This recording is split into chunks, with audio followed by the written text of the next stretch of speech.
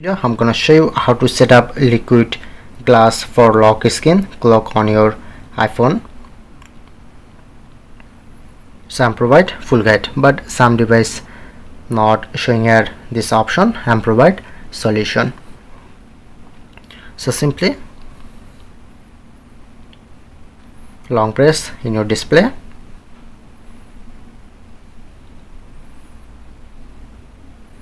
Okay, then you get this option. Please don't skip my video.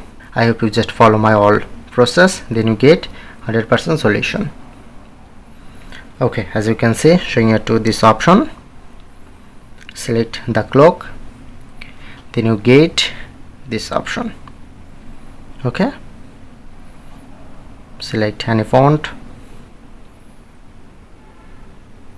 Okay, and select the first option, and you just easily decrease opacity and select glass effect.